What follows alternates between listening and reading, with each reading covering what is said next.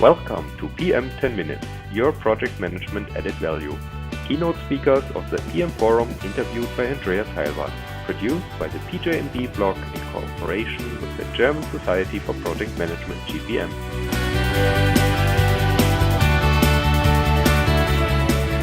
Hello, this is the one and only episode for the PM Forum 2011. I'm very proud to have Ed Hoffman from the NASA Academy of Program, Project and Engineering Leadership with me. He's a director of this academy and he wrote and co-authored several books on project management, and he has a doctor on social and organizational psychology. Hello, Ed. Hello there. It's good to see you. Thank you. Good to see you. Today we will talk about project management in a complex world, and you have prepared a presentation which looks great for this PM Forum. What challenges does the complexity of this world pose for projects and programs? Well, there are probably a few things that I tend to emphasize and that I see in my work here at NASA. One is that we live in a world increasingly that's about projects and programs. The second is that success usually comes down to the effectiveness of people working effectively together. Whereas I like to say that performance happens at the team level. So it's not enough just to have individuals who are competent and capable. It's the ability to work effectively in a project environment. And then the third key variable that I'll talk about is the importance of knowledge from the standpoint of a difference between projects that are able to succeed is often being able to find the right information, the right competency in the different disciplines that are involved in the work that we do. So you're director of the NASA Academy, and NASA has a long history of improving the organization and project management. What is your role, and what could I learn if I attend this academy? Right. NASA invested a long time in the development of the program project management profession. All the work we do is based on projects. Our entire budget goes through the program project cycle. And so for us, anything we can do to increase the likelihood of success is very important. And so as the director of the NASA Academy, the most important thing that I do is to try to provide for the development of the individuals and providing support to the project teams so that they have the skills, the knowledge, the capability to be able to respond to the challenges that they have before they have them. So it's to promote mission success by being competent and capable in a project world.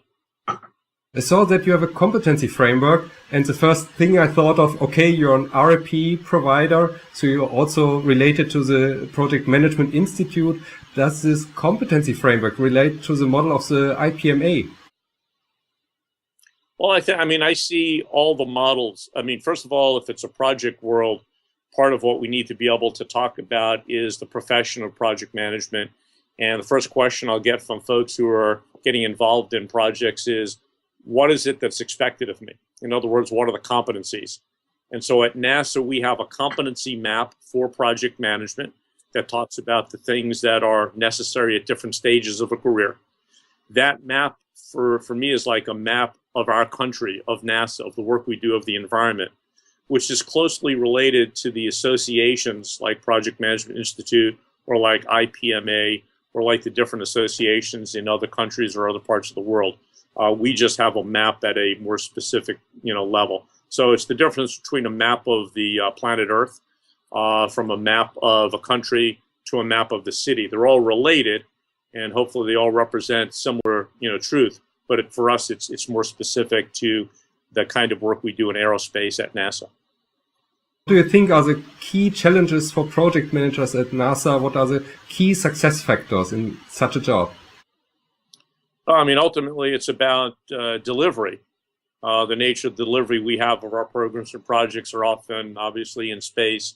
The human exploration side, scientific missions, rovers that are going to be going to Mars and doing different scientific analysis. So first and foremost, it's about performance, but it's also coupled with the complexity of cost, the ability to manage these programs within a realm of cost credibility. It's about schedule. Any kind of a project is impacted by when it actually takes place. And increasingly, most of our missions now are international partnerships. About 80% of our work, of our programs are international partnerships, and about 90% of our budget goes to industry.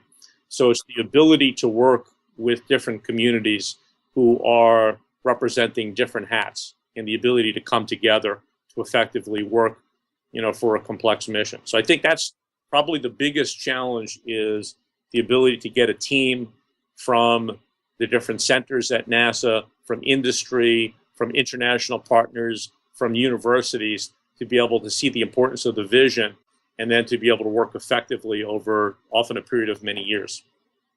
As we know, they have some spectacular project failures in the past, and we all know that you undertook huge efforts to learn from that and to improve things necessary. If you have a successful project, how do you manage learning from these success? It's an interesting question, because there are a lot of folks who will say, or they will argue, that we only really learn from failure.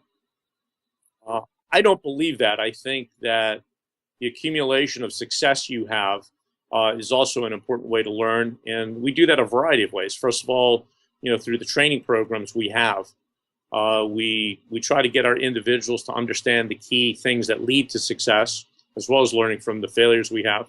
We also have a lot of support to our teams when they're in mission, so that we're supporting them.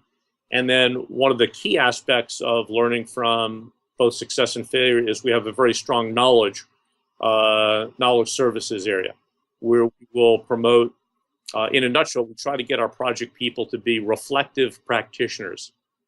And what for us that means is, it's important that they understand to get the mission successful, but also to take the proper time to stop and to think about what has worked and what we need to do more of. And ultimately, when we see things that contribute consistently to being successful, they become part of our standards and policy. And but it's that reflection time to stop, to look, to listen, and to learn, why is something working?